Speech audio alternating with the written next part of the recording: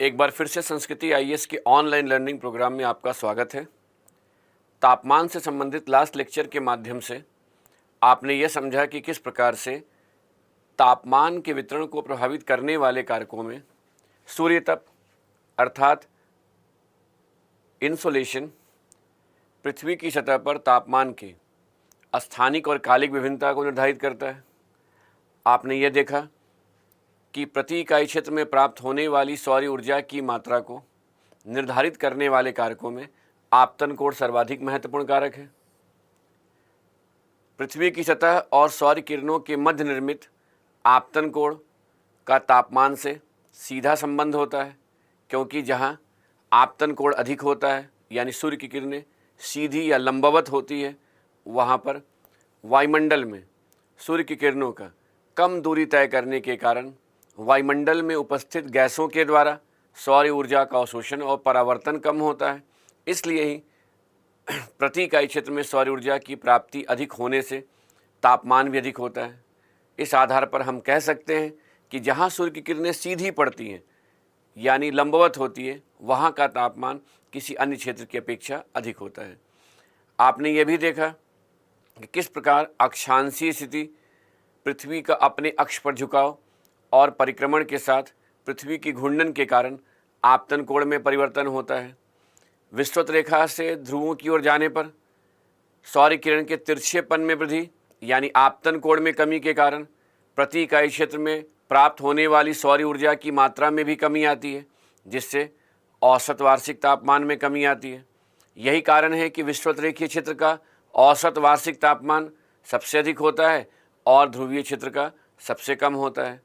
आपने यह भी समझा कि किस प्रकार पृथ्वी जब अपने अक्ष पर झुके होने के साथ सूर्य के चारों तरफ परिक्रमण करती है, तो इक्विनॉक्स के समय सूर्य की किरणों का विषुवत रेखा पर सीधी या लंबवत पड़ने के कारण ग्रीष्म अयनांत के समय कर्क रेखा पर और शीत अयनांत के समय मकर रेखा पर सौर किरणों के लंबवत होने के कारण तापमान अन्य समय की अपेक्षा अधिक होता है, और जो पृथ्वी की सतह पर तापमान में मासिक परिवर्तन के साथ मौसम में परिवर्तन का एक महत्वपूर्ण कारण भी है।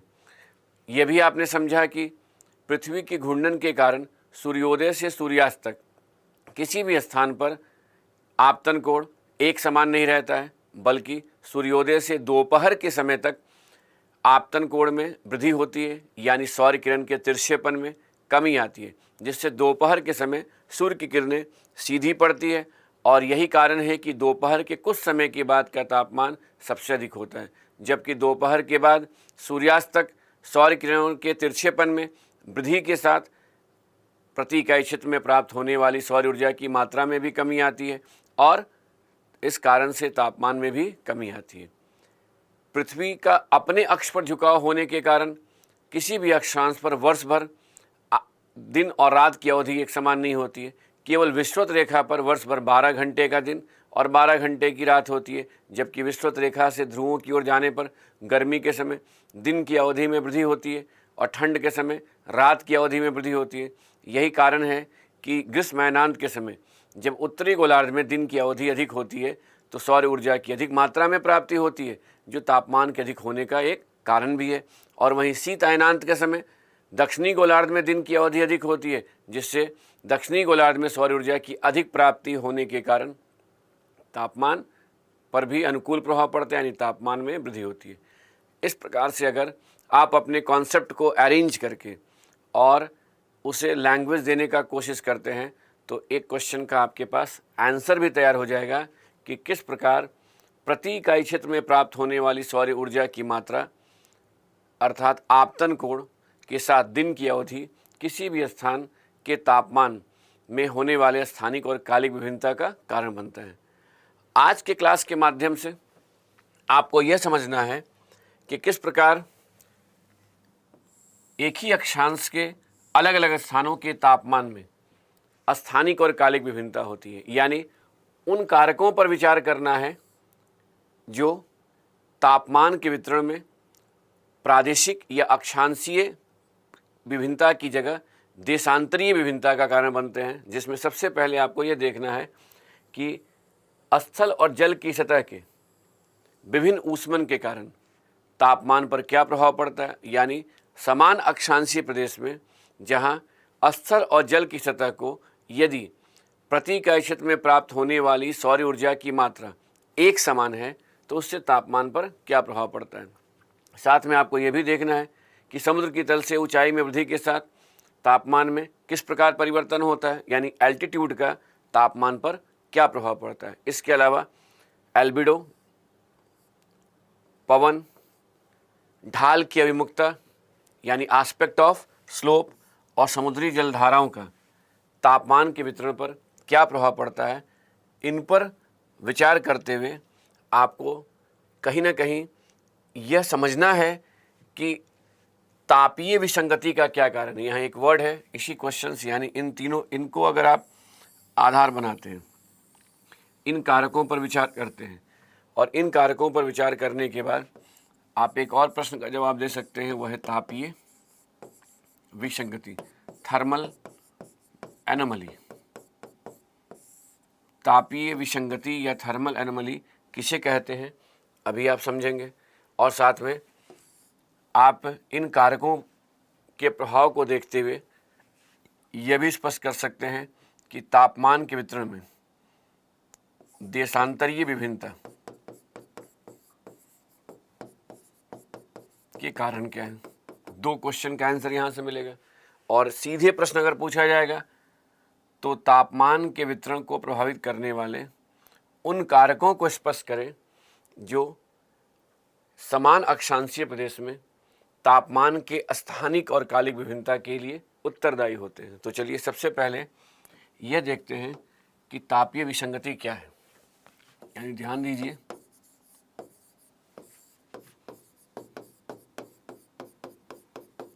तापीय विसंगति या थर्मल एनोमली को आप कुछ इस प्रकार से परिभाषित कर सकते हैं। अक्षांशीय तापमान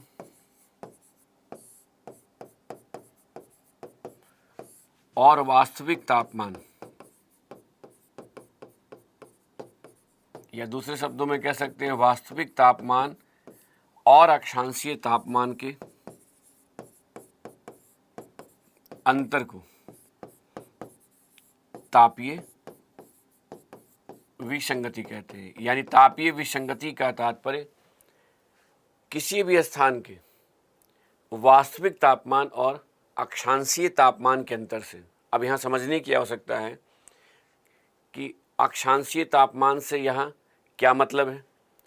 किसी भी अक्षांश पर प्रति इकाई क्षेत्र में प्राप्त होने वाली सौर ऊर्जा की मात्रा के कारण जो तापमान में परिवर्तन होता है या जो उस स्थान का तापमान होना चाहिए उसे अक्षांशीय तापमान कहते हैं। यानी अक्षांशीय तापमान को निर्धारित करने वाले कारकों में आपतन कोण सर्वाधिक महत्वपूर्ण कारक है, जिसे आप लास्ट क्लास में समझ चुके हैं। अब यदि केवल आपतन कोण ही तापमान को निर्धारित करने वाला एकमात्र महत्वपूर्ण कारक होता तो किसी भी अक्षांश के सभी स्थानों का तापमान एक समान रहता और ऐसी स्थिति में समताप रेखाएं अक्षांश रेखाओं के समानांतर होती। लेकिन यहाँ पर अक्षांश रेखाओं के अगर हम समानांतर यानी अक्षांश रेखाओं के साथ समताप रेखाओं का अध्ययन करते हैं या समताप रेखाओं को खींचते हैं तो यह पाते हैं कि समताप रेखाएं अक्षांश रेखाओं के समानांतर नहीं होती, जिसका कारण तापीय विसंगति है। अब यहाँ समझिएगा कि यदि वास्तविक तापमान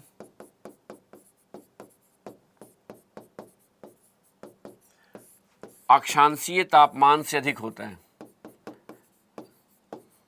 यानी ध्यान रखना है जितना तापमान होना चाहिए यदि उससे तापमान अधिक होता है, यानी तापमान यदि होना चाहिए 20 डिग्री सेल्सियस और अगर तापमान है 25 डिग्री सेल्सियस तो यहाँ पर पॉजिटिव एनोमली के प्रभाव हमें देखने को मिलेंगे। यानी इस प्रकार की स्थिति को घनात्मक तापीय विसंगति भी कहते हैं। यानी आपसे कोई प्रश्न करे कि घनात्मक या पॉजिटिव थर्मल एनोमली से आप क्या समझते हैं, तो कहेंगे इसका संबंध एक ऐसी स्थिति से है जब वास्तविक तापमान अक्षांशीय तापमान से अधिक हो जाता है। इसी प्रकार यदि वास्तविक तापमान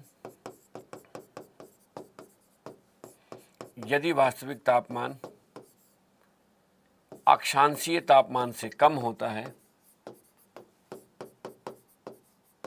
तो इसे ऋणात्मक विसंगति कहते हैं, तापीय विसंगति कहते हैं।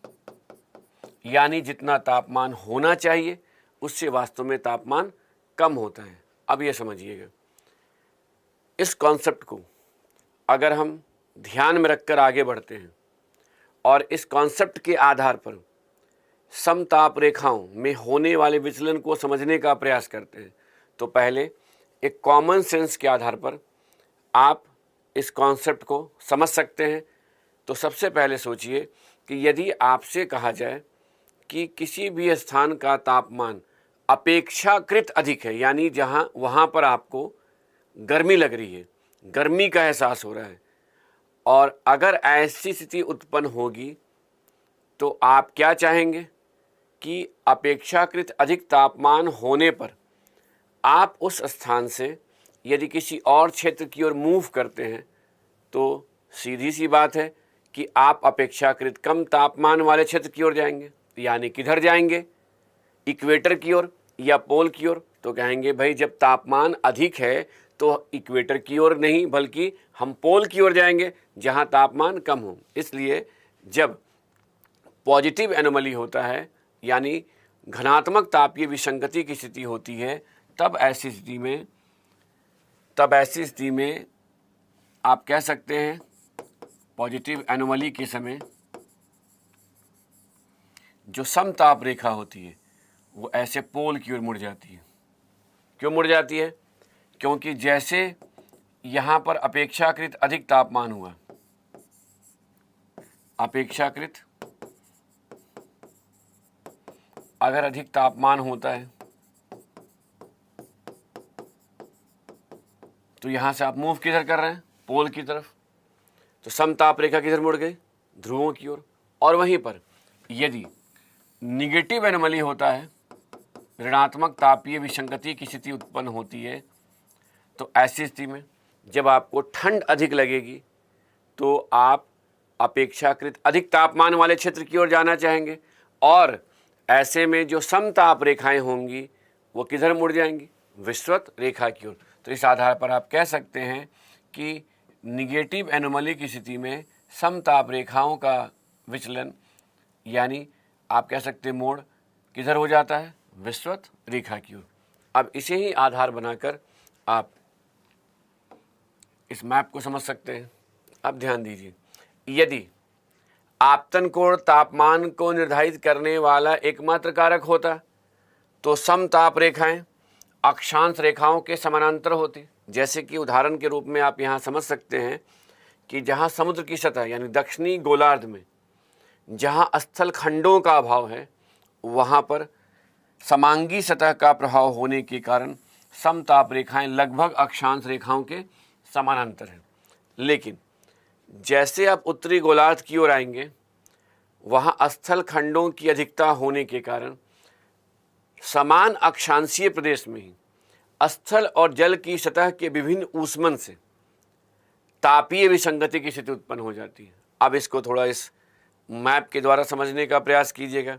अगर यहाँ लिखा हुआ है जनवरी, इसका अर्थ ये हुआ कि अगर हम जनवरी की बात करें तो उत्तरी गोलार्ध में ठंड का मौसम होगा और दक्षिणी गोलार्ध में गर्मी का मौसम होगा। आप ध्यान दीजिए, ठंड का मौसम है और गर्मी का मौसम, इसे समझना है। यहाँ पर समताप रेखा महासागर की सतह पर किधर मुड़ गई है, ध्रुवों की ओर, और स्थल की सतह पर समताप रेखाएं किधर मुड़ी हुई है, पोल की ओर। फिर देखिए ये महासागर पर समताप रेखाएं ध्रुवों की ओर मुड़ी हुई है। ध्यान से इस मैप को देखकर और समताप रेखाओं में होने वाले विचलन को समझिए। जैसा कि पहले भी हमने कहा कि पहले ऑब्जर्व करना है फिर कारण खोजना है। तो आपने क्या ऑब्जर्व किया कि ठंड के समय महासागर की सतह पर समताप रेखाएं ध्रुवों की ओर मुड़ जाती है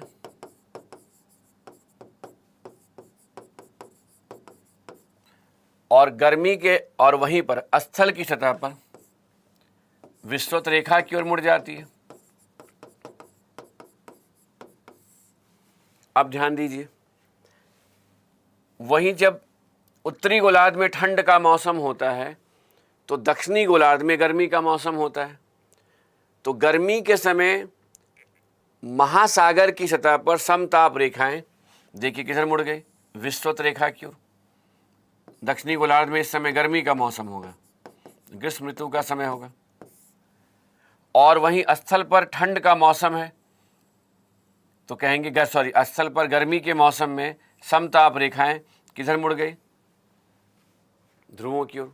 तो कंक्लूजन क्या ड्रॉ किए कि यदि आपतन कोण या प्रति इकाई क्षेत्र में प्राप्त होने वाली सौर ऊर्जा की मात्रा तापमान को निर्धारित करने वाला एकमात्र कारक होता, तब ऐसी स्थिति में समताप रेखाएं अक्षांश रेखाओं के समानांतर होती, जबकि पृथ्वी की सतह पर स्थल और जल की सतह के विभिन्न ऊष्मन के कारण ही, डिफरेंशियल हीटिंग के कारण ही समताप रेखाएं अक्षांश रेखाओं के समानांतर नहीं होती है। ठंड के समय महासागर की सतह पर समताप रेखाएं ध्रुवों की ओर और गर्मी के समय विषुवत रेखा की ओर मुड़ जाती है। जस्ट इसके अपोजिट यानी इसकी विपरीत स्थिति आपको कहाँ देखने को मिलेगी, स्थल की सतह पर ठंड के समय समताप रेखा विषुवत रेखा की ओर और गर्मी के समय ध्रुवों की ओर मुड़ जाती है। इन सब के लिए आपने क्या कॉन्सेप्ट बना लिया है कि जहाँ पॉजिटिव एनोमली होगा, अपेक्षाकृत अधिक तापमान होगा, वहाँ समताप रेखाएं ध्रुवों की ओर मुड़ जाएगी, और जहाँ निगेटिव एनोमली होगा वहाँ समताप रेखा किधर मुड़ जाएगी, विषुवत रेखा की ओर। तो अब प्रश्न उठता है कि आखिरकार ऐसा क्यों होता है। तो अब ध्यान दीजिएगा, जब कभी भी किसी एक फैक्टर से दूसरे फैक्टर की तरफ मूव कर रहे हैं, यानी किसी एक कारक के प्रभाव को बताने के बाद आप किसी दूसरे कारक के प्रभाव को स्पष्ट करना चाह रहे हैं, तो उसके लिए कोई ना कोई उदाहरण लीजिए, यानी एक तर्क दीजिए कि आप क्यों किसी अन्य कारक की बात कर रहे हैं। तो यहाँ आपको एक तर्क मिल गया कि हमें क्यों अन्य कारकों पर विचार करने की आवश्यकता पड़ रही है, क्योंकि समताप रेखाएं अक्षांश रेखाओं के समानांतर नहीं होती है। तो चलिए, अन्य कारकों में जो सबसे पहले हमें ये देखना है कि पृथ्वी की सतह के विभिन्न ऊष्मन का कारण क्या है, differential heating of earth surface. तो ध्यान दीजिए, यदि मान लीजिए स्थल की सतह से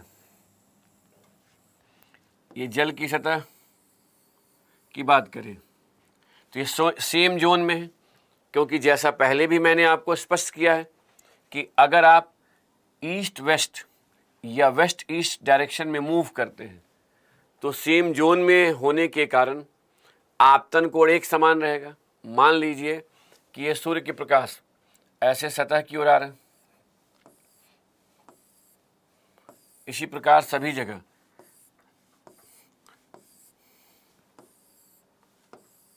सूर्य की किरणें सतह पर आपतित होंगी।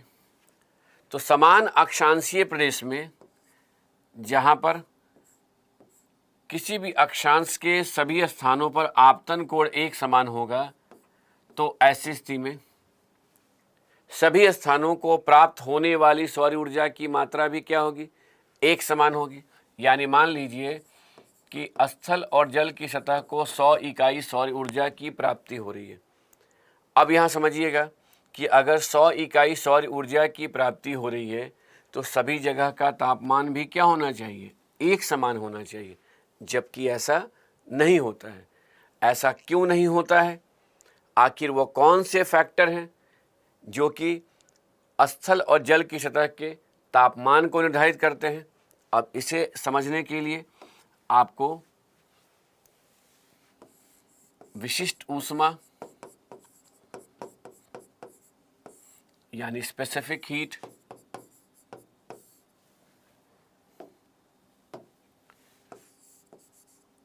पारदर्शिता यानी ट्रांसपेरेंसी,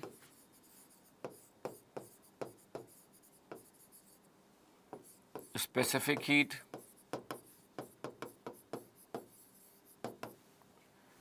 तापीय चालकता,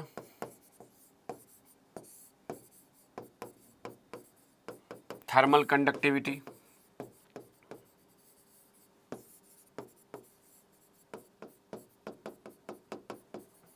और वाष्पीकरण के प्रभाव को समझना होगा, इवेपोरेशन को।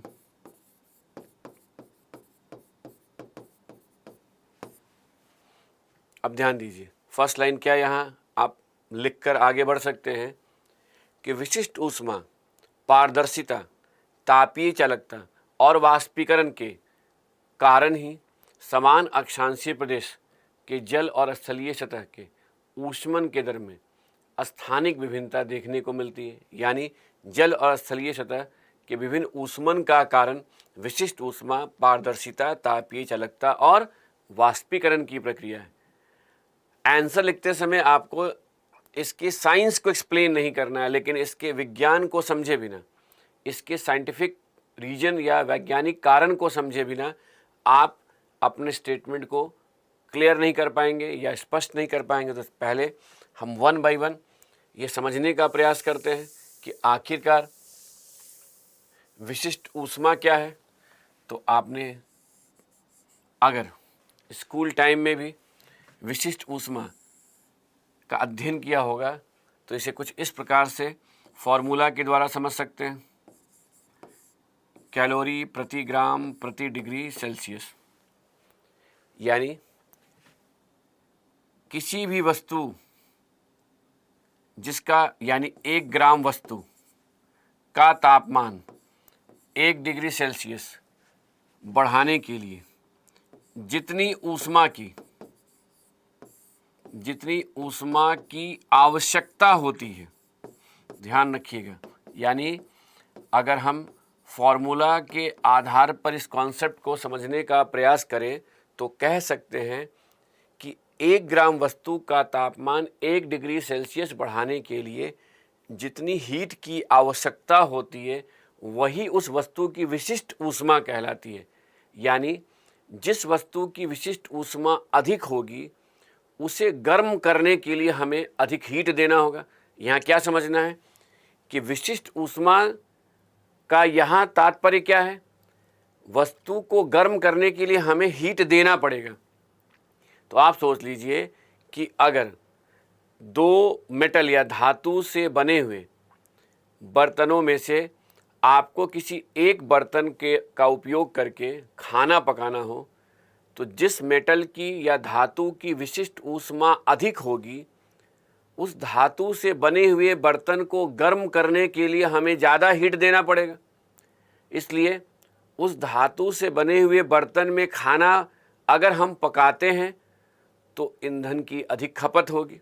वहीं जिस धातु की विशिष्ट ऊष्मा कम होगी उस धातु से बने हुए बर्तन में अगर हम खाना पकाते हैं तो कम हीट देने पर भी वो बर्तन गर्म हो जाएगा। इसलिए अगर डे टू डे लाइफ के उदाहरण के द्वारा समझें तो कह सकते हैं कि अगर हमें किसी भी बर्तन में खाना पकाना है तो वैसे मेटल या से बने हुए बर्तन का उपयोग करना चाहिए जिसकी विशिष्ट ऊष्मा कम होगी, क्योंकि उसे गर्म होने में समय कम लगेगा। इसी कॉन्सेप्ट को यहाँ आधार बनाकर आप कह सकते हैं कि रेट ऑफ हीटिंग, ऊष्मन के दर का विशिष्ट ऊष्मा से इन्वर्स रिलेशन होता है, विशिष्ट ऊष्मा से व्युत्क्रमानुपातिक संबंध होता है। अब यहाँ समझिएगा कि जहाँ तक विशिष्ट ऊष्मा की बात है तो आप कह सकते हैं ना कि जिस वस्तु की या पदार्थ की विशिष्ट ऊष्मा कम होगी उसका रेट ऑफ हीटिंग अधिक होगा। अब यहाँ एक वर्ड को क्लियर करते हुए आगे बढ़ना है कि ये रेट का मतलब क्या है। कि मान लीजिए आपको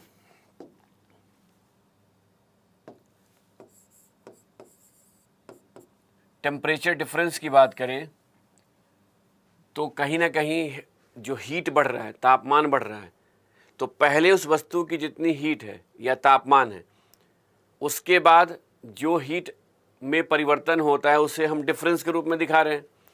अब यहाँ समझिए कि जो उसे हम हीट देंगे, जितना भी हीट दे रहे हैं और उस हीट को देने में जो टाइम लगेगा, समय लगेगा, वही रेट ऑफ हीटिंग को निर्धारित करेगा। यानी किसी भी वस्तु को गर्म होने में जितना समय लगता है वह वस्तु के ऊष्मन के दर को निर्धारित करेगा। तो सोचिए, अगर कोई वस्तु जल्दी गर्म हो जाएगा तो समय क्या हो रहा है, कम लगेगा।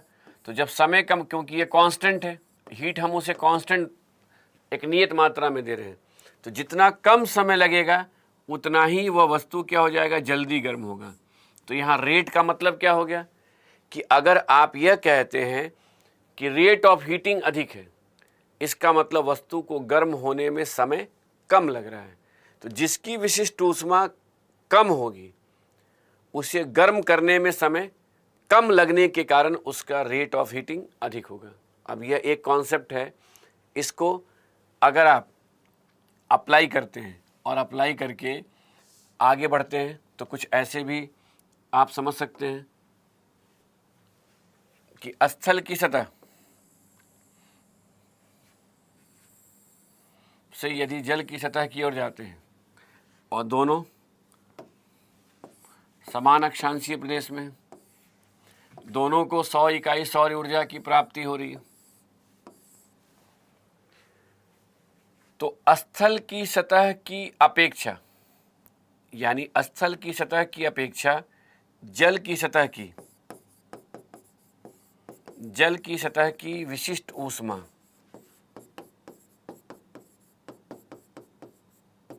विशिष्ट ऊष्मा 5 टाइम्स अधिक होती है।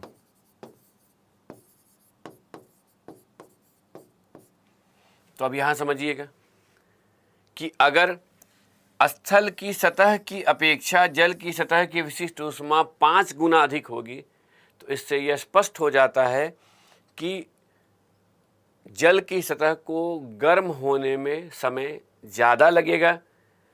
और अगर दोनों को 100 इकाई सौर ऊर्जा की प्राप्ति हो रही है और स्थल की सतह के द्वारा 100 इकाई सौर ऊर्जा के अवशोषण से यदि 1 डिग्री सेल्सियस तापमान में वृद्धि हो रही है, यानी आपसे कहा जाए और या इसे और भी सिंपल करना हो तो इसको जस्ट अपोजिट कर लीजिए कि यदि जल की सतह के द्वारा 100 इकाई सौर ऊर्जा के अवशोषण से यदि 1 डिग्री सेल्सियस तापमान बढ़ रहा है, तो चूंकि स्थल की सतह की विशिष्ट ऊष्मा जल की सतह से क्या होती है, कम होती है, इसलिए स्थल की सतह का तापमान इससे 5 गुना अधिक हो जाएगा, 5 डिग्री सेल्सियस अधिक हो जाएगा।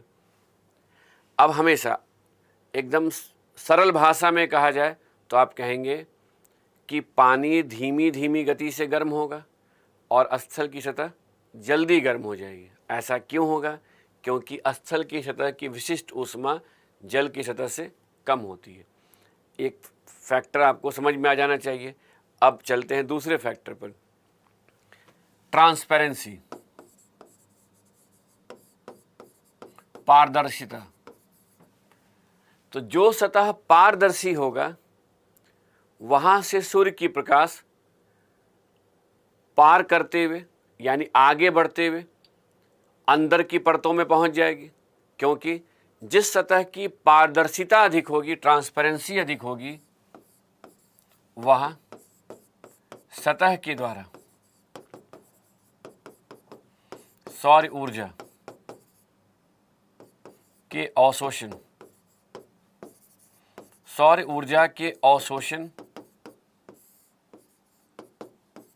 का दर कम होगा। तो अब यह समझिए कि इससे कंक्लूजन क्या ड्रॉ किए कि सौर ऊर्जा के अवशोषण का पारदर्शिता से इनवर्स रिलेशन होता है।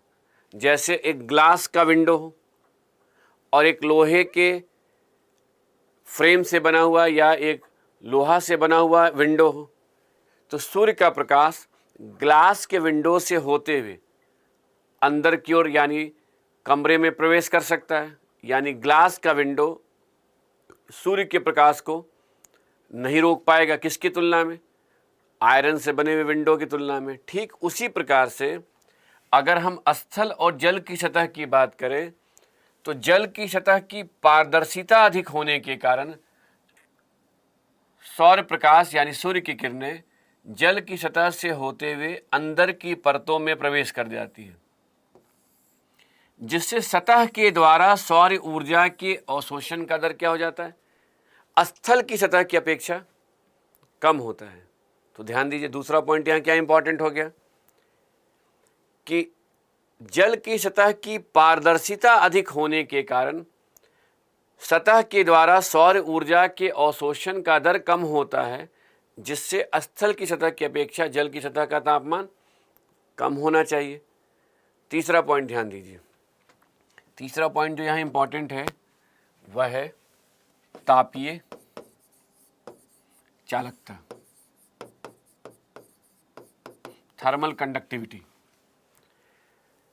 तापीय चालकता का मतलब चालन, कंडक्शन नहीं है, क्योंकि कंडक्शन के बारे में आप पहले से अब परिचित हो चुके हैं, जानकारी हो चुकी है आपको कि कंडक्शन का संबंध ऊष्मा के स्थानांतरण की एक ऐसी विधि से है जिसके अंतर्गत कणों के संपर्क के कारण ऊष्मा का स्थानांतरण होता है। यहाँ पर चालकता की बात कर रहे हैं और चालकता का यहाँ तात्पर्य ऊष्मा के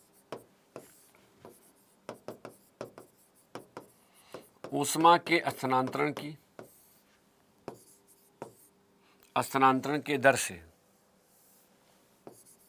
ऊष्मा के स्थानांतरण के दर से, rate of transfer of heat. Imagine कीजिए कि यदि किसी एक ऑब्जेक्ट को आपसे कहा जा रहा है कि आप खुद लेकर उसे एक स्थान से दूसरे स्थान पर पहुंचा दीजिए, तो अब वह आपके हाथ में है कि आप कितनी तेज़ गति से दौड़कर वहां पर चले जाते हैं और उस ऑब्जेक्ट को पहुंचा देते हैं।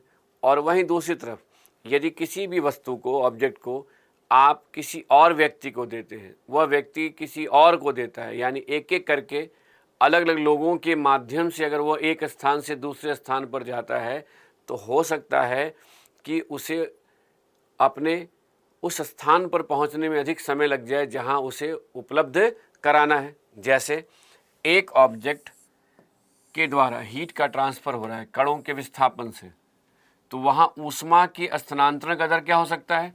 अधिक हो सकता है। वहीं पर ऐसे ऑब्जेक्ट हैं और इसके द्वारा ऊष्मा का स्थानांतरण हो रहा है, इसके द्वारा इससे, इसके द्वारा इससे, इसके द्वारा इससे, तो हो सकता है बीच में कोई ऊष्मा का कुचालक भी हो,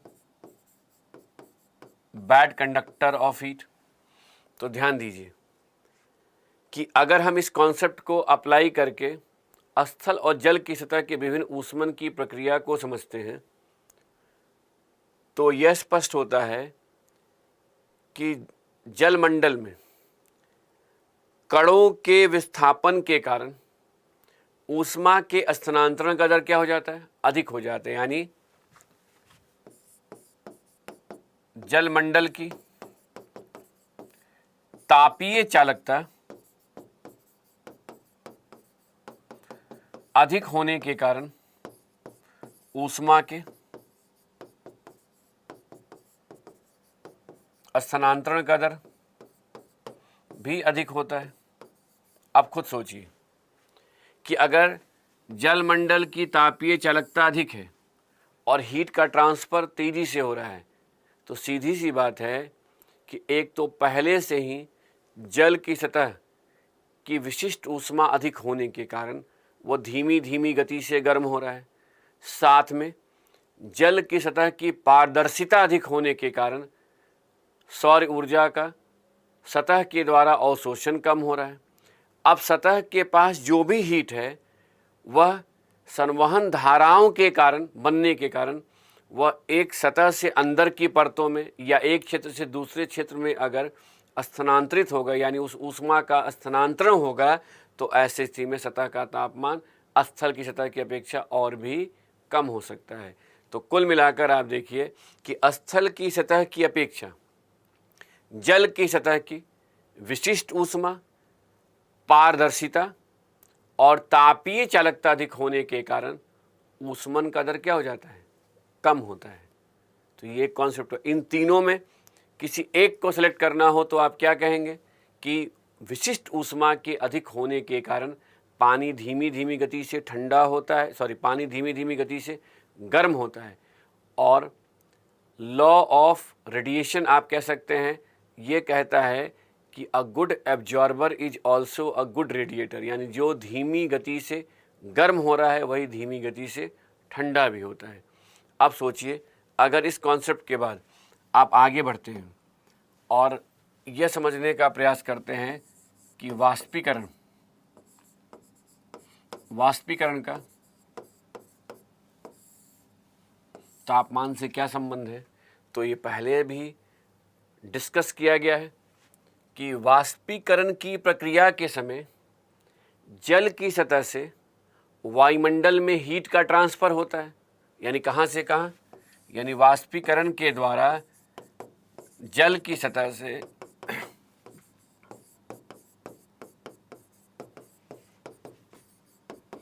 वायुमंडल में ऊष्मा का स्थानांतरण होता है, हीट का ट्रांसफ़र होता है।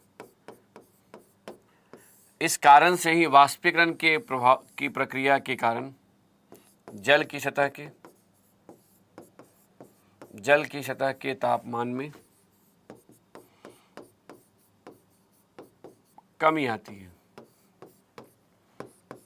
अब ध्यान दीजिए, वाष्पीकरण की प्रक्रिया कब प्रभावशाली होती है, तो वाष्पीकरण की प्रक्रिया ग्रीष्म ऋतु के समय प्रभावशाली होती है। और इसलिए ग्रीष्म ऋतु के समय जल की सतह का तापमान स्थल की सतह की अपेक्षा कम हो जाता है। ध्यान दीजिएगा, जब आप आंसर लिखते हैं और टिप्पणी लिखना है, समझाना नहीं है, तो आप ऐसे कह सकते हैं कि वाष्पीकरण की प्रक्रिया ग्रीष्म ऋतु के समय प्रभावशाली होने के कारण ही जल की सतह का तापमान स्थल की सतह की अपेक्षा कम हो जाता है। यानी गर्मी के समय एक जो स्थल की तुलना में पहले ही जल की सतह धीमे धीमी गति से गर्म हो रही है, लेकिन साथ में अगर वाष्पीकरण की प्रक्रिया होगी तो ऊष्मा का निष्कासन भी हो रहा है। इस आधार पर आप क्या कह सकते हैं कि गर्मी के समय जल की सतह का तापमान स्थल की सतह की अपेक्षा कम रहता है। अब ध्यान दीजिए, वहीं अगर हम ठंड की बात करें तो शीत ऋतु के समय वाष्पीकरण का दर नगण्य होने के कारण, नेग्लिजिबल होने के कारण जल की सतह का तापमान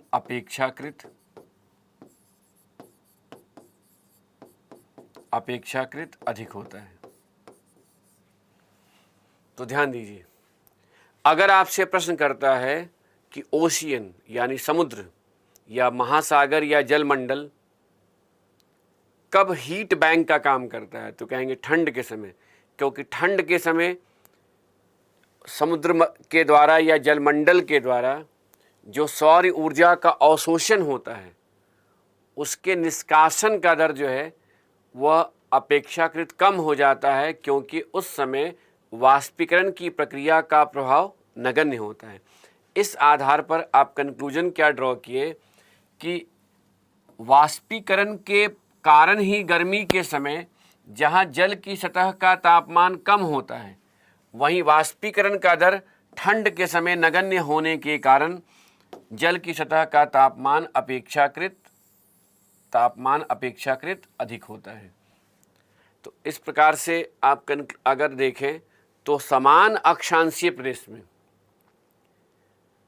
विशिष्ट ऊष्मा, पारदर्शिता, तापीय चालकता और वाष्पीकरण की प्रक्रिया के कारण स्थल और जल की सतह का विभिन्न ऊष्मन होने से तापमान में स्थानिक विभिन्नता देखने को मिलती है। और ये जैसे लाइन लिखें उसके बाद आप दूसरे लाइन में क्या स्पष्ट कर देंगे कि स्थल की सतह की अपेक्षा जल की सतह की विशिष्ट ऊष्मा अधिक होने के कारण ऊष्मन का दर कम होता है, और वहीं गर्मी के समय वाष्पीकरण की प्रक्रिया के प्रभावशाली होने के कारण शीतलन की प्रक्रिया भी अधिक होती है। इसलिए गर्मी के समय जल की सतह का तापमान स्थल की सतह की अपेक्षा कम रहता है, और वहीं शीत ऋतु के समय वाष्पीकरण का प्रभाव नगण्य होने के कारण स्थल की सतह की अपेक्षा जल की सतह का तापमान अधिक रहता है। तो कुल मिलाकर यदि आप इस कॉन्सेप्ट को आधार बनाएंगे तो यह कंक्लूजन ड्रॉ कर सकते हैं कि यदि ये स्थल की सतह से आप जल की सतह की ओर, जल मंडल की ओर जाते हैं, तो ध्यान दीजिए, अगर केवल गर्मी की बात करें, ग्रीष्म ऋतु के समय की बात करें, तो स्थल की सतह का तापमान अपेक्षाकृत अधिक होगा, इसका तापमान अपेक्षाकृत कम होगा। ध्यान रखिएगा, अगर मान लीजिए कि गर्मी के समय यहाँ का तापमान 30 डिग्री सेल्सियस है, तो इसका मतलब नहीं कि यहाँ का पानी ठंडा होगा, इसकी तुलना में यहाँ का पानी गर्म होगा, यानी हो सकता है यहाँ का तापमान 25 डिग्री सेल्सियस है। तो कौन सा एनोमली हो गया? स्थल की सतह के लिए पॉजिटिव एनोमली, क्योंकि यहाँ का तापमान अपेक्षाकृत अधिक है, और जल की सतह के लिए निगेटिव एनोमली, क्योंकि अपेक्षाकृत कम है। तो जैसा कि अभी पहले डिस्कस किए, उसे आप अप्लाई कर सकते हैं कि जहाँ पॉजिटिव एनोमली होगा वहाँ समताप रेखा, यानी समताप रेखाएं किधर मुड़ जाएंगी? समताप रेखाएं ध्रुवों की ओर मुड़ जाएंगी, इन ध्रुवों की ओर मुड़ जाती है। और वहीं जहाँ निगेटिव एनोमली होगा वहाँ समताप रेखाएं किधर मुड़ जाती है? विषुवत रेखा की ओर मुड़ जाती है, विषुवत रेखा की ओर मुड़ जाती है। अब ध्यान दीजिए, आपको आंसर मिल गया। रिवर्स कर दीजिए, ठंड का मौसम होगा तो स्थल का तापमान जल की सतह की अपेक्षा कम होगा, यानी कहाँ अधिक ठंड लगेगी? स्थल की सतह पर। अब यहाँ ध्यान दीजिए कि अगर इस कॉन्सेप्ट को अप्लाई करते हैं और इसी कॉन्सेप्ट के आधार पर आप यह समझते हैं कि विशिष्ट ऊष्मा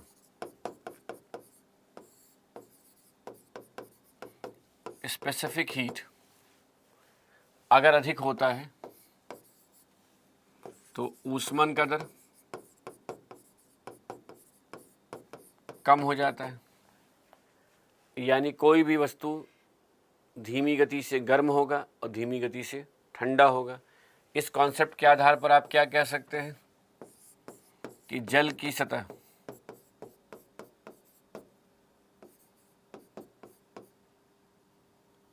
सतह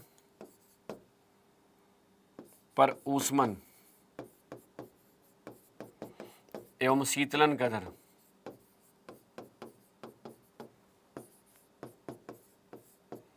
कम होने के कारण गर्मी में ना बहुत अधिक तापमान हो पाता है और ठंड में ना बहुत कम तापमान हो पाता है। इसलिए ही कहीं ना कहीं वार्षिक तापांतर, एनुअल रेंज ऑफ टेम्परेचर,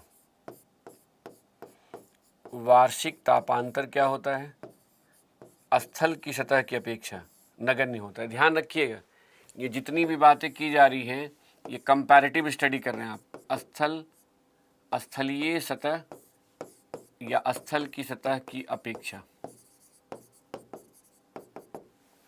तो कहेंगे स्थल की सतह की अपेक्षा जल की सतह के विशिष्ट ऊष्मा के अधिक होने के कारण ऊष्मन का दर कम होता है, जिससे ऊष्मन एवं शीतलन की प्रक्रिया के कम होने से वार्षिक तापांतर भी नगण्य होता है। इसको रिवर्स कर दीजिए, स्थल की सतह क्या विशिष्ट ऊष्मा कम होने के कारण ऊष्मन का दर अधिक हो जाता है, जिससे ऊष्मन ही नहीं बल्कि शीतलन का दर भी अधिक होने के कारण वार्षिक तापांतर बढ़ जाता है।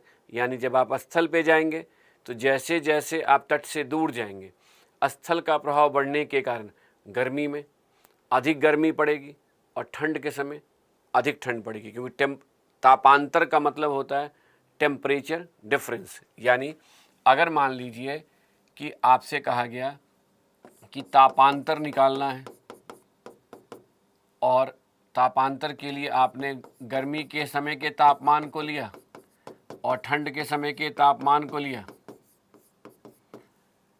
और गर्मी के समय अगर तापमान 30 डिग्री सेल्सियस है और ठंड के समय तापमान अगर कहा गया 10 डिग्री सेल्सियस है तो तापांतर 20 डिग्री सेल्सियस हो गया।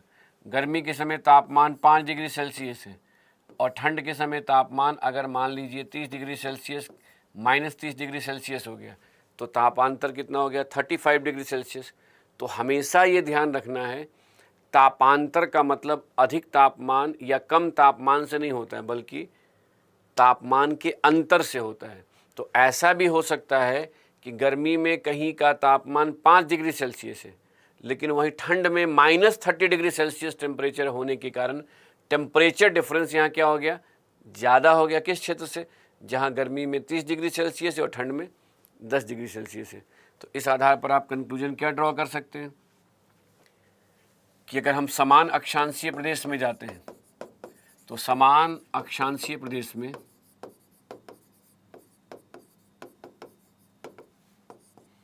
जल एवं स्थल की सतह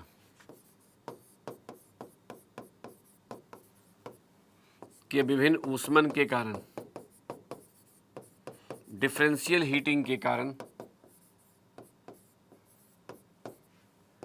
वार्षिक तापांतर में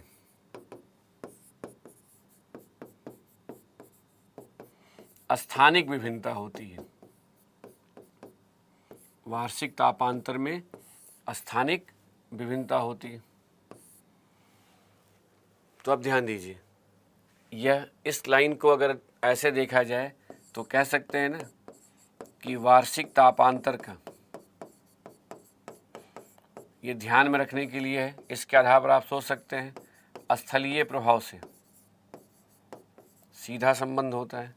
जहाँ स्थल का प्रभाव अधिक होता है, जहाँ स्थलीय प्रभाव अधिक होता है, वहाँ का वार्षिक तापांतर भी अधिक होता है। इस आधार पर आप यह कह सकते हैं कि अगर हम समुद्र के तट से दूर जाते हैं, यानी अगर यह स्थल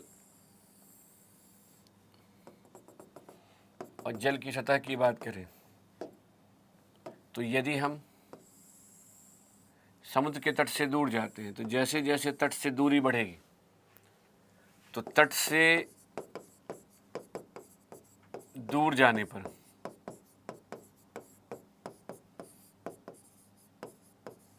स्थलीय प्रभाव के अधिक होने के साथ वार्षिक तापांतर में भी वृद्धि होती है। और जहाँ का वार्षिक तापांतर सर्वाधिक होता है, यानी तट से दूर स्थित वह क्षेत्र जहाँ का वार्षिक तापांतर सर्वाधिक होता है, वहाँ उत्पन्न होने वाली स्थिति को महाद्वीपीयता कहते हैं। यानी कह सकते हैं कॉन्टिनेंटैलिटी या महाद्वीपीयता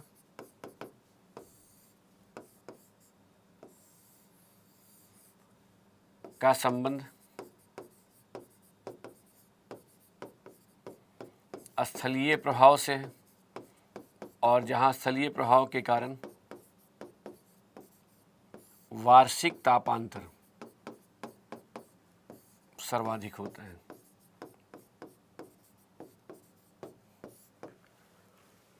तो देखिए, कॉन्सेप्ट को पहले क्लियर कर लीजिए। जैसे कॉन्सेप्ट क्लियर कर लीजिएगा तो अपने आप ही कई पीटी में आने वाले टॉपिक आंसर लिखने में सभी जगह आपको समस्याएं नहीं होंगी, बल्कि आप बहुत ही आसानी से अपने कॉन्सेप्ट को आधार बनाते हुए न केवल ऑब्जेक्टिव क्वेश्चन को सॉल्व कर पाइएगा, बल्कि पूछे जाने वाले प्रश्नों का सही जवाब दे पाइएगा।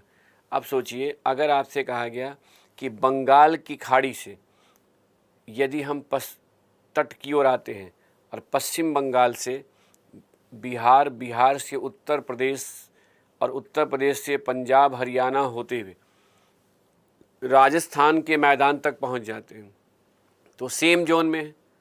तो जैसे जैसे तट से दूरी बढ़ते जाएगी, स्थल का प्रभाव भी क्या होता जाएगा? अधिक होता जाएगा। तो पश्चिम बंगाल से बिहार, बिहार से उत्तर प्रदेश से पंजाब, हरियाणा से राजस्थान तक जाने पर गर्मी के समय गर्मी का प्रभाव बढ़ता जाएगा। इसलिए सबसे अधिक गर्मी कहाँ पड़ेगी? तो राजस्थान के थार मरुस्थल में। और वहीं ठंड के समय यदि हम तट से दूर जाते हैं और थार मरुस्थल पहुँचते हैं तो वहाँ सबसे अधिक ठंड होगी। तो तट से दूर जाने पर स्थलीय प्रभाव के बढ़ने के कारण, यानी स्थलीय प्रभाव के कारण ही थार मरुस्थल का वार्षिक तापांतर किसकी तुलना में अधिक हो जाएगा? पंजाब, हरियाणा के मैदान की तुलना में अधिक हो जाएगा। कहीं पर भी अप्लाई कर सकते हैं। यानी यहाँ आपने क्या समझा कि जब हम कभी भी एक स्थान से दूसरे स्थान की ओर जा रहे हैं तो यह देखें कि ईस्ट वेस्ट डायरेक्शन में मूव कर रहे हैं। अगर ईस्ट वेस्ट डायरेक्शन में मूव कर रहे हैं तो हम कौन सी दूरी तय कर रहे हैं? देशांतरीय दूरी तय कर रहे हैं। तो उस समय हम यह ऑब्जर्व करें कि हम समुद्र की ओर जा रहे हैं या समुद्र से दूर जा रहे हैं। यानी अगर समुद्र से दूर जा रहे हैं तो समुद्रवर्ती प्रभाव कम होता जाएगा, स्थल का प्रभाव बढ़ता जाएगा, क्योंकि अक्षांश और देशांतर रेखाएं तो नज़र नहीं आएंगी। लेकिन हम ईस्ट वेस्ट डायरेक्शन के आधार पर हम जल मंडल और स्थल मंडल को तो अपने ऑब्जर्वेशन का, यानी अपने अध्ययन का आधार तो बना सकते हैं। तो दो आंसर यहाँ मिल गया कि कभी भी एक स्थान से दूसरे स्थान पर जा रहे हैं तो पहले यह देखिए कि इक्वेटर से पोल की ओर तो नहीं जा रहे हैं या पोल से इक्वेटर की ओर तो नहीं आ रहे हैं, कहीं नॉर्थ साउथ डायरेक्शन में तो मूव नहीं कर रहे हैं। अगर नॉर्थ साउथ डायरेक्शन में मूव कर रहे हैं तो वहाँ पर अक्षांशीय परिवर्तन के साथ तापमान में परिवर्तन होगा, जिसका मुख्य कारण एंगल ऑफ इंसिडेंस होगा। और अगर सेम जोन में मूव कर रहे हैं तो वहाँ पर स्थल और जल की सतह के विभिन्न ऊष्मन के कारण भी तापमान में परिवर्तन होगा। अब देखिए, इस आधार पर आपने आंसर निकाल दिया। अब अगर आ जाइए तो फैक्टर अगला बनता है एल्टीट्यूड। अब इस एल्टीट्यूड को समझिएगा कि यदि हम जल की सतह से अब किधर आ रहे हैं? स्थल की सतह की ओर, और स्थल की सतह पे मैदानी क्षेत्र से होते हुए यदि हम पर्वतीय क्षेत्र की ओर पहुंच गए तो जैसे जैसे समुद्र की सतह से ऊंचाई बढ़ती जाएगी, तो अब यहाँ ध्यान दीजिए, तो एल्टीट्यूड यानी ऊंचाई का के साथ तापमान में भी परिवर्तन होगा। आप कहेंगे कैसे होता है? तो ध्यान दीजिए, अगर कहा जाए कि समुद्र की सतह से ऊंचाई बढ़ रही है तो ऊंचाई में वृद्धि के साथ गुरुत्वाकर्षण बल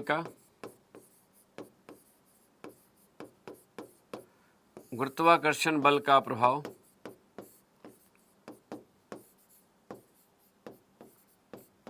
कम होने के कारण वायुमंडल में गैसों की सघनता में कमी आएगी।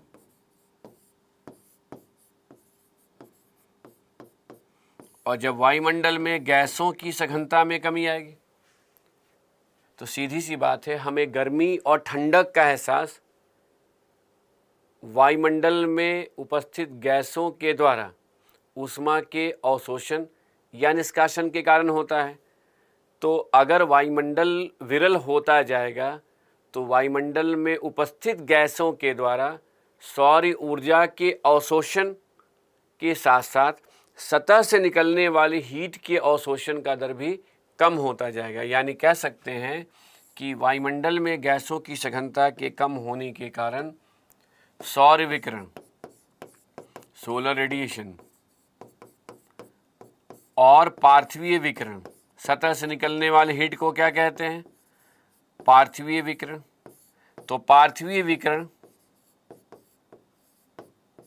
के अवशोषण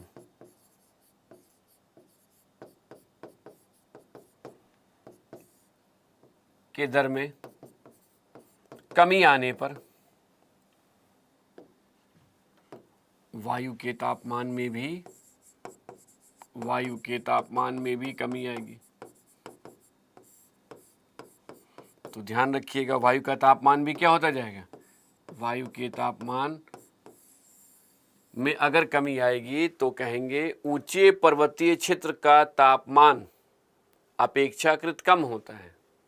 तो समान अक्षांशीय प्रदेश में समुद्र की सतह से ऊंचाई में वृद्धि के साथ गुरुत्वाकर्षण बल का प्रभाव कम होने के कारण ही जब वायुमंडल विरल होने लगता है, यानी गैसों की सघनता कम होती है, तो सौर विकिरण और पार्थिवी विकिरण के अवशोषण के दर में कमी आने से वायु का तापमान कम हो जाता है।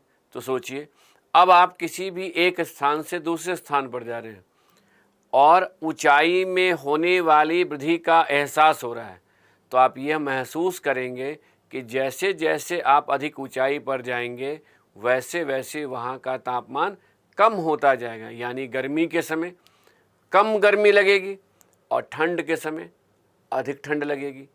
तो दो फैक्टर मिल गया कि यदि हम सेम जोन में समुद्र की सतह से स्थल की ओर आ रहे हैं तो स्थल और जल की सतह के विभिन्न ऊष्मन के कारण भी तापमान में स्थानिक विभिन्नता के प्रभाव देखने को मिलते हैं। यहाँ तक कि तट से दूर जाने पर वार्षिक तापांतर में भी वृद्धि होती है। और वहीं अगर हम स्थल की सतह पर ऊंचाई यानी मैदानी से क्षेत्र से पठारी और पठारी क्षेत्र से पर्वतीय क्षेत्र की ओर जा रहे हैं तो वायुमंडल के विरल होने से भी तापमान में कमी आती है।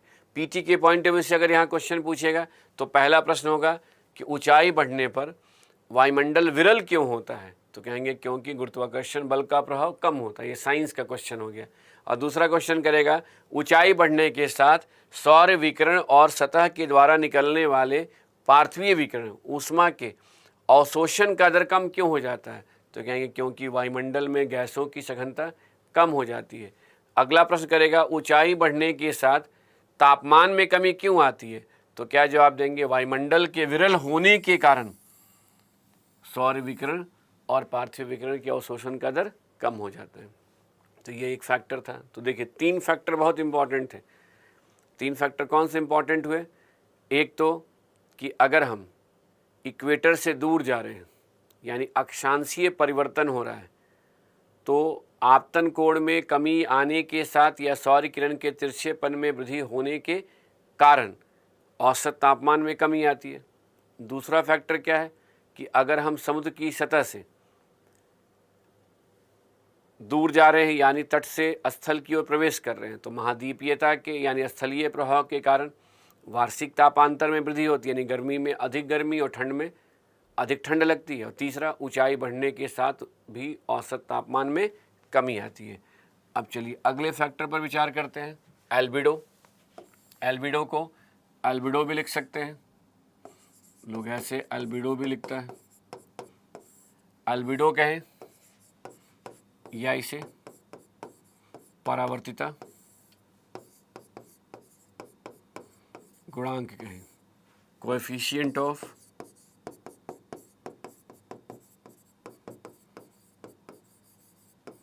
रिफ्लेक्टिविटी। अब यहां समझिएगा कि एल्बिडो या परावर्तिता गुणांक को जब हम निकालते हैं तो यह देखते हैं कि पृथ्वी के द्वारा परावर्तित सौर ऊर्जा, पृथ्वी के द्वारा, इसको और बेहतर ढंग से लिख सकते हैं कि पृथ्वी के द्वारा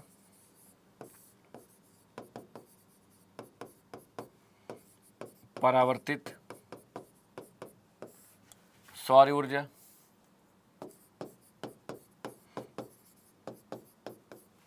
और कुल प्राप्त सौर ऊर्जा के अनुपात को ही एल्बिडो कहते हैं।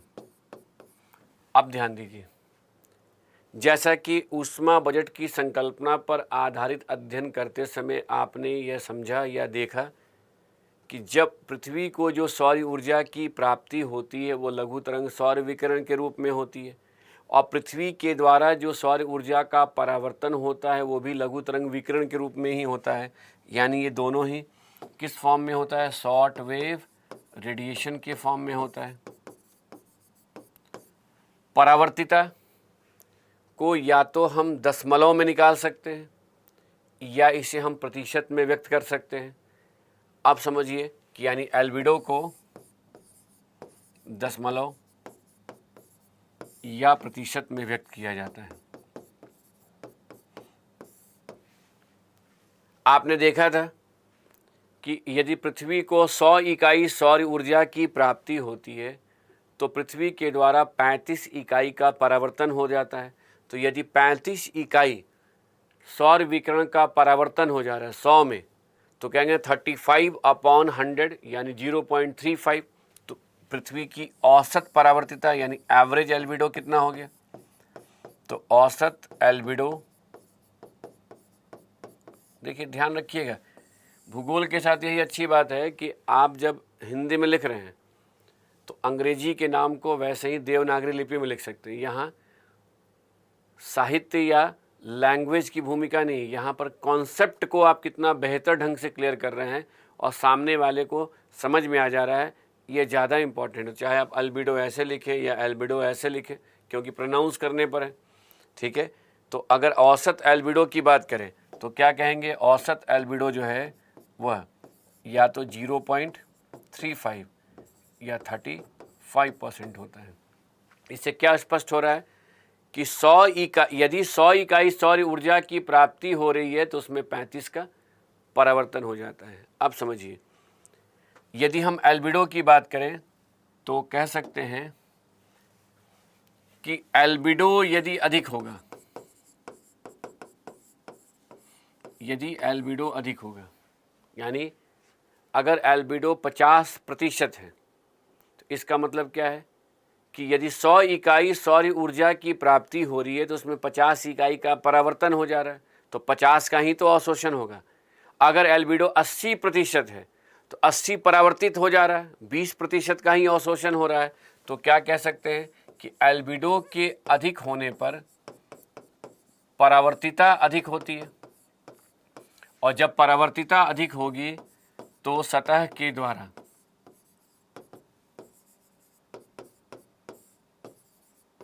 जो अवशोषण होगा, एब्जॉर्प्शन, वो अवशोषण क्या हो जाएगा? कम होगा। अब जब सतह के द्वारा अवशोषण कम होगा तो तापमान में क्या हो जाएगी? कमी आएगी। तो इससे क्या स्पष्ट हो रहा है कि तापमान का एल्बिडो से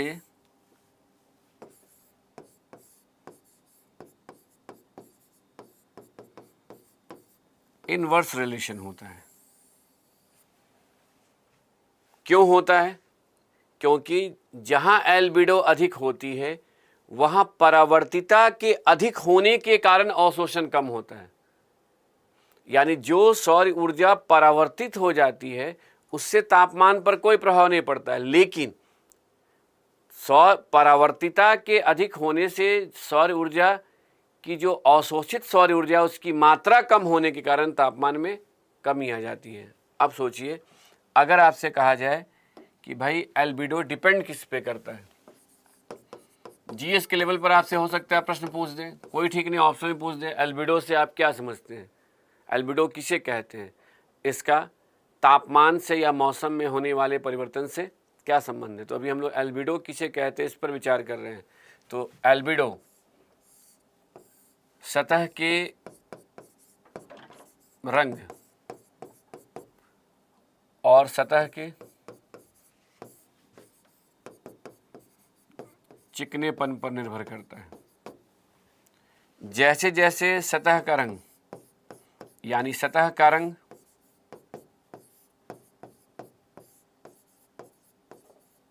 हल्का होने के साथ अगर चिकनेपन में वृद्धि होती है तो एल्बिडो में भी वृद्धि होती है, और एल्बिडो में वृद्धि होने से उस सतह का तापमान क्या हो जाता है, कम हो जाता है। यह कॉन्सेप्ट इम्पॉर्टेंट है। यानी अगर हल्के रंग की चिकनी सतह जो होती है उसकी परावर्तिता अधिक होने से सतह के द्वारा अवशोषण यानी सौर ऊर्जा का अवशोषण क्या होता है, कम होता है। तो डे टू डे एग्जाम्पल के रूप में अगर इसे समझना चाहते हैं तो आप ऑब्जर्व या करते होंगे, देखते होंगे कि गर्मी के समय कहा जाता है कि आप हल्के रंग का वस्त्र पहनिए, लाइट कलर के क्लोथ्स को पहनिए, क्योंकि गर्मी के समय सौर ऊर्जा का फिर अवशोषण क्या होगा, कम होगा, और आपको कम गर्मी का एहसास होगा। और ठंड के समय कहा जाता है कि डार्क कलर का क्लोथ्स पहनिए यानी गाढ़े रंग का वस्त्र पहनिए, जिससे कि एल्बिडो कम होगा और तापमान भी अधिक होगा। अब उसी को यहाँ अप्लाई करना है। यदि आप अप्लाई करेंगे तो कह सकते हैं कि स्थल पर हिमाच्छादित सतह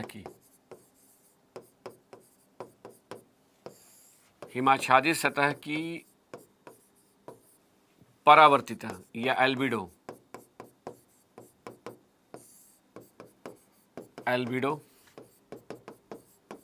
सर्वाधिक होती है। अब सोचिए, स्थल पर हिमाच्छादित सतह की परावर्तिता या एल्बिडो सर्वाधिक होने के कारण तापमान क्या रहता है, कम रहता है। अब ध्यान दीजिए, यही कारण है कि अगर आप इस को एग्जाम्पल के रूप में लेंगे तो ध्रुवों पर गर्मी के समय, ग्रीष्म ऋतु के समय, जैसा कि आप पहले से जानते हैं कि अगर गर्मी का मौसम हो, कहाँ की बात करें, ध्रुवीय प्रदेश की, तो ध्रुवों पर गर्मी के समय 24 घंटे तक सौर्य प्रकाश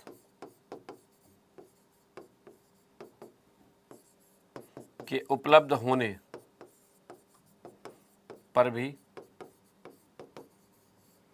एल्बिडो के सर्वाधिक होने के कारण तापमान क्या होता है, कम होता है।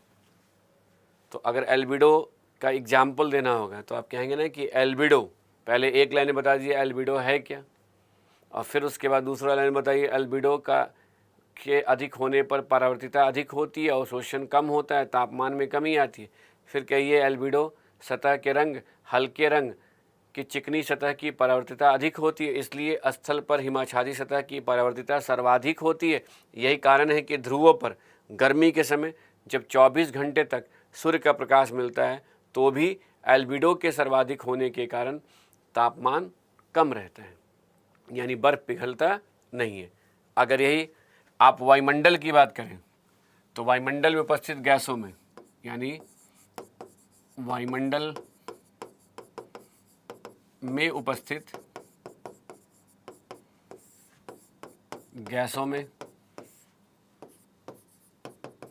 जल वाष्प कहें या इसकी जगह कहें बादलों की परावर्तिता सर्वाधिक होती है। हीट बजट का अध्ययन करते समय आपने देखा था कि बादलों के द्वारा लगभग 27 इकाई सौर विकिरण का परावर्तन हो जाता है। तो वायुमंडल में उपस्थित गैसों में बादलों या जलवाष्प की परावर्तिता सर्वाधिक होती है। अब इसे उदाहरण के द्वारा अगर स्पष्ट करना हो तो आप कुछ ऐसे स्पष्ट कर सकते हैं कि यदि आप जल की सतह से स्थल की सतह की ओर जाते हैं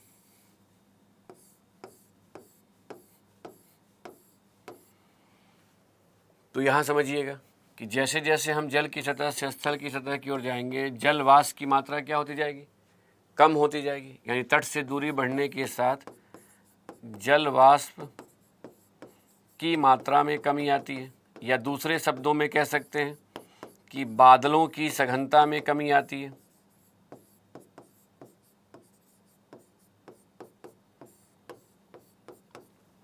अब सोचिए कि तट के पास अगर सघन बादल है और तट से दूर जाने पर आसमान साफ है, और ऐसी स्थिति में जो सूर्य का प्रकाश पृथ्वी की सतह की ओर आ रहा है, उस सूर्य के प्रकाश को ये बादल क्या कर रहे हैं, सतह पर आने से रोकेंगे, बल्कि इसकी जगह इनका क्या होगा, परावर्तन होगा। तो जहाँ घने बादल होते हैं वहाँ सतह को सौर ऊर्जा की प्राप्ति कम होगी, वहीं जहाँ बादल सघन होते हैं, जहाँ बादल सघन नहीं होते हैं और आसमान साफ होता है, वहाँ सतह को सौर ऊर्जा की प्राप्ति अधिक होगी। तो जैसे जैसे तट से दूर जाएंगे बादलों की सघनता कम होती जाएगी, सतह के द्वारा ऊष्मन का दर क्या होता जाएगा, बढ़ता जाएगा, और सतह के द्वारा ऊष्मन का दर बढ़ने से तापमान में क्या होगी, वृद्धि होगी।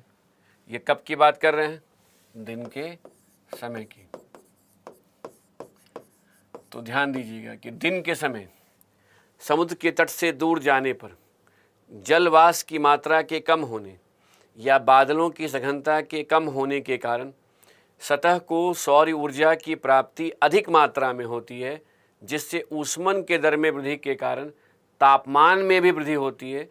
यही कारण है कि तट से दूर स्थित क्षेत्र में दिन के समय तापमान अपेक्षाकृत अधिक रहता है, या दूसरे शब्दों में कह सकते हैं कि मरुस्थलीय क्षेत्र में या जहां आसमान साफ होता है वहां का तापमान अपेक्षाकृत अधिक होगा। अब देखिए, ये तो बात कहाँ की कब की हो गई, दिन के समय की, और कंक्लूजन क्या ड्रॉ किए कि तट से दूर जाने पर तापमान बढ़ता जाता है। अब इसी की जगह अगर हम रात के समय की बात करें तो ध्यान दीजिए, रात के समय जैसे जैसे आप जल की सतह से स्थल की ओर जाते हैं तो जलवाष्प की मात्रा तो कम है, यानी जहाँ तट के पास ऐसे बादल हैं और वहीं तट से दूर आसमान साफ है, तो रात के समय जो सतह से हीट निकलता है उसे ये बादल बाह्य अंतरिक्ष में जाने से रोकते हैं, बल्कि इसे वापस भेज देते हैं कहाँ पर, स्थल की ओर। जैसा कि हीट बजट का अध्ययन करते समय आपने देखा था कि वायुमंडल से जो विकिरण सतह की ओर आता है, दीर्घ तरंग विकिरण, उसे हम काउंटर रेडिएशन कहते हैं। तो जहाँ घने बादल होते हैं वह सतह से निकलने वाले हीट को बाह्य अंतरिक्ष में जाने से रोकते हैं, वहीं जहाँ आसमान साफ होता है वहाँ पार्थिवी विकिरण का दर बढ़ जाता है।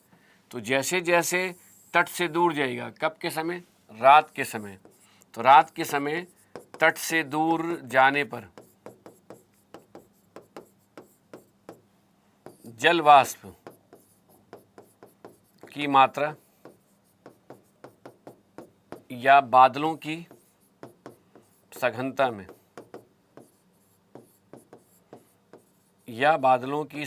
में कमी आने के कारण पार्थिवीय विकिरण का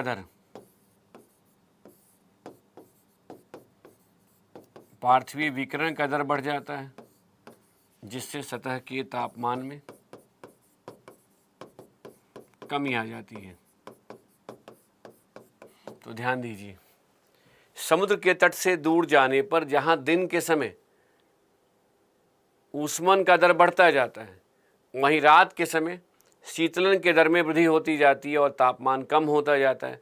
तो समुद्र के तट से जितना दूर जाएंगे वहाँ दिन में उतना ही अधिक तापमान और रात में उतना ही कम तापमान होगा। यानी इस आधार पर आप कंक्लूजन क्या ड्रॉ किए कि दिन और रात के तापमान के अंतर को दैनिक तापांतर कहते हैं, जैसे कि गर्मी और ठंड के तापमान के अंतर को वार्षिक तापांतर कहते हैं।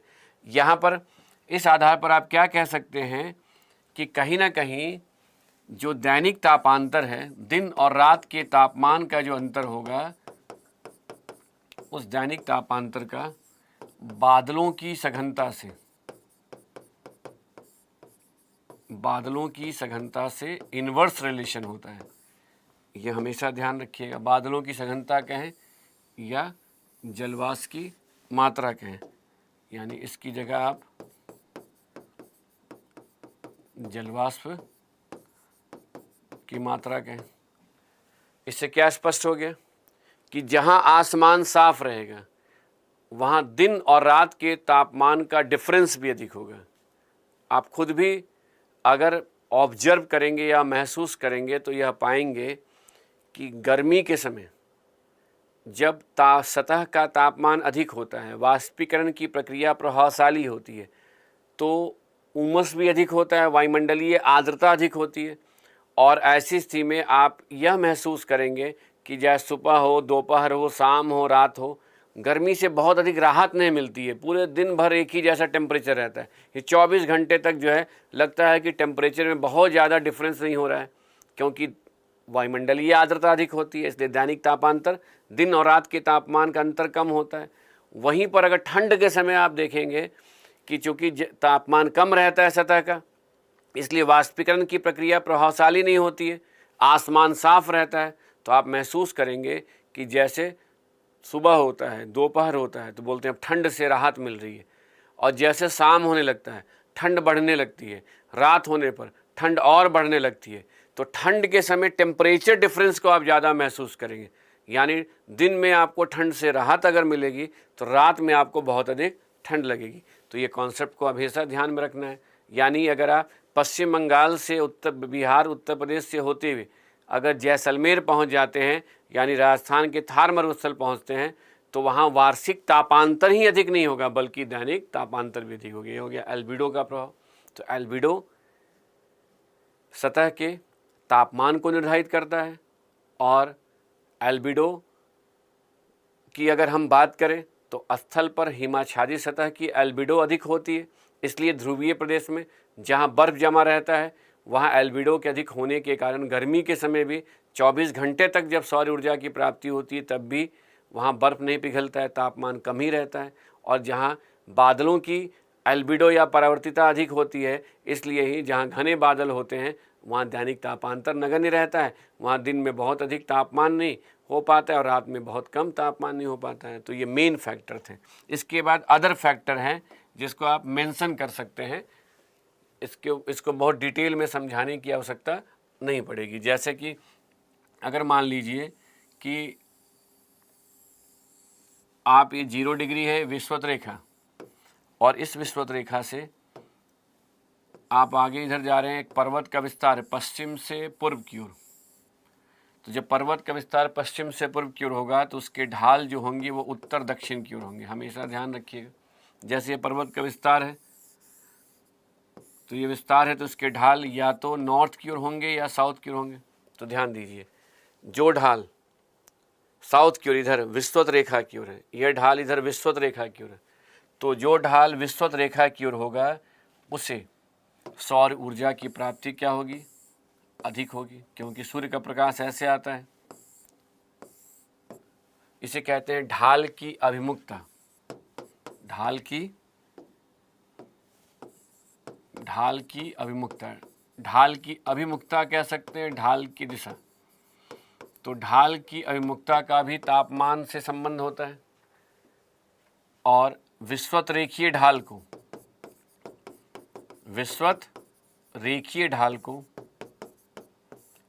विपरीत ढाल की अपेक्षा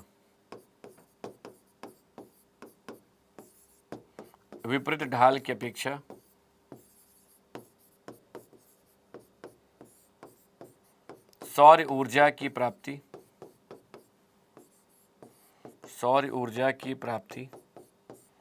अधिक होती है। उदाहरण के तौर पे समझिए, अगर हम हिमालय पर्वत को ही उदाहरण के रूप में लेते हैं तो यह पाएंगे कि हिमालय पर्वत का वह ढाल जो भारत की ओर है, वह विषुवत रेखा की ओर है, उसे सौर ऊर्जा की प्राप्ति हिमालय पर्वत के उस ढाल की अपेक्षा अधिक होती है जो चाइना की तरफ है, यानी तिब्बत की तरफ है। तो इस आधार पर आप क्या कहेंगे कि समान अक्षांशीय प्रदेश में पर्वत का वह ढाल जो विषुवत रेखा की ओर होगा उसे अपेक्षाकृत सौर ऊर्जा की प्राप्ति होने के कारण तापमान भी क्या होगा, अधिक होगा। ये था ढाल की अभिमुखता, एक लाइन में आप बता सकते हैं। इसके अलावा आप पवन की बात कर सकते हैं, विंड। तो विंड के द्वारा यानी पवन के द्वारा ऊष्मा के स्थानांतरण के कारण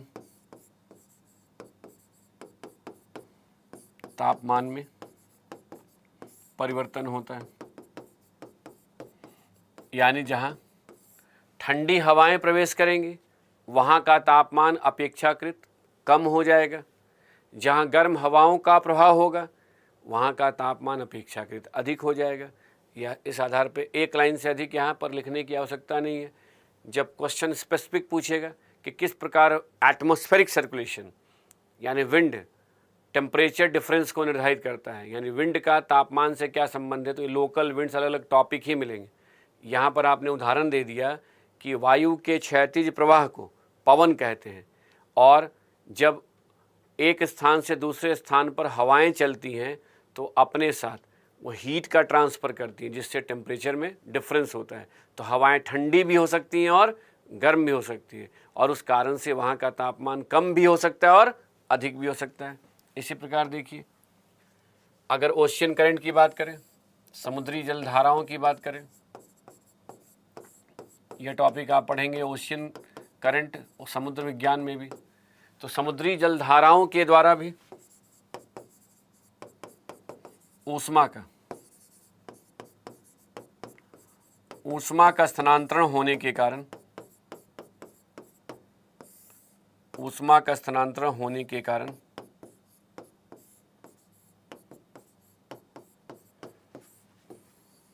तापमान में परिवर्तन होता है। यह भी एक लाइन में ऐसा लिख सकते हैं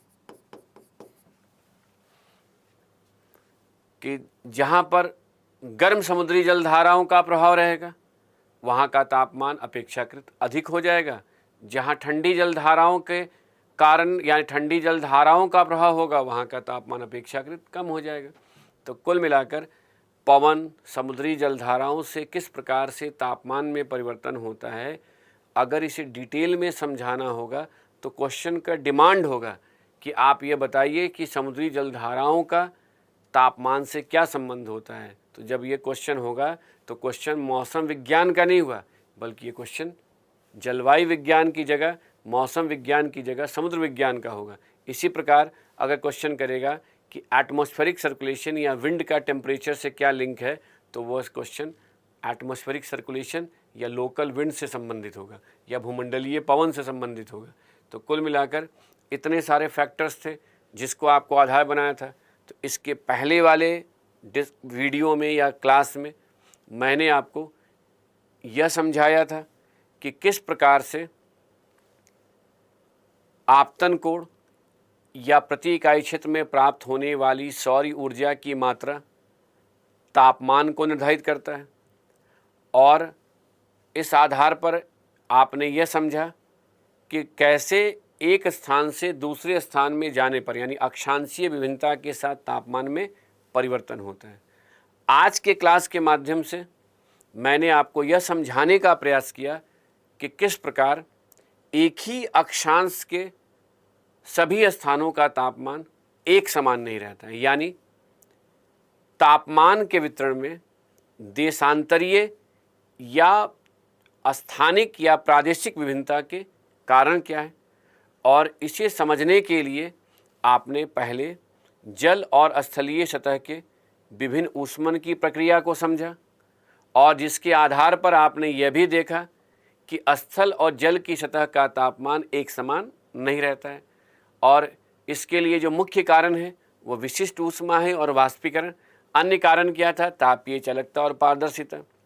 फिर आपने यह भी समझा कि अगर हम स्थल की सतह पर मैदानी क्षेत्र से या प्रदेश से पठारी क्षेत्र या पर्वतीय क्षेत्र की ओर जाते हैं तो समुद्र की सतह से ऊंचाई में वृद्धि के साथ भी तापमान में कमी आती है।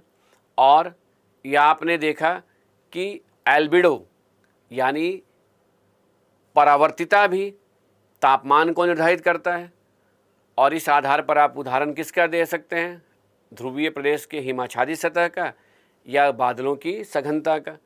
और यही नहीं, आपने ढाल की अभिमुखता, पवन और समुद्री जलधाराओं के द्वारा भी तापमान में परिवर्तन होता है।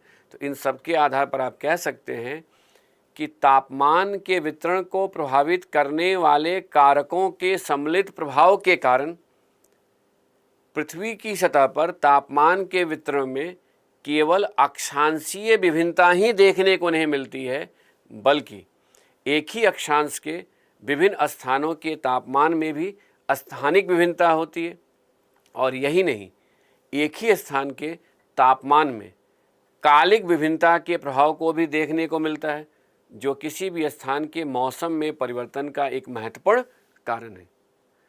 अब नेक्स्ट क्लास में आपको यह समझना है कि किस प्रकार से समुद्र की सतह से ऊंचाई में वृद्धि के साथ तापमान में परिवर्तन होता है, और जो तापमान में कमी आती है वो तापमान में आने वाली कमी का क्या कारण है, यानी ताप ह्रास दर, थर्मल लैप्स रेट। लेकिन उसे समझने के पहले आपको यह जानना होगा कि एडियाबैटिक प्रोसेस क्या होता है, डायबिटिक प्रोसेस क्या होता है, जो साइंस का एक इम्पॉर्टेंट कॉन्सेप्ट है। और साथ में आपको ये भी समझना होगा कि वायुमंडलीय आर्द्रता का किस प्रकार से टेम्परेचर से संबंध होता है। तो पहले फंडामेंटल लेवल पर हम लोग डिस्कस करेंगे एडियाबैटिक, डायबिटिक प्रोसेस और वायुमंडलीय आर्द्रता। उसके बाद जो मेन टॉपिक होगा वो थर्मल लैप्स रेट होगा। तो इसे ही आपको तैयार करना है, आगे नए टॉपिक के रूप में समझना है। लेकिन फिर से मैं रिपीट करूँगा कि अब तक जो टॉपिक डिस्कस किया गया है उसे अच्छे से रिवाइज कीजिए, उस पर अपना सिनॉप्सिस बनाइए और सिनॉप्सिस बनाकर समझने का प्रयास कीजिए। और समझ में आए तो लेखन अभ्यास कीजिए। उत्तर लेखन अभ्यास के लिए अभी जल्दीबाजी नहीं दिखाइए। ठीक है, फिर मिलते हैं। धन्यवाद।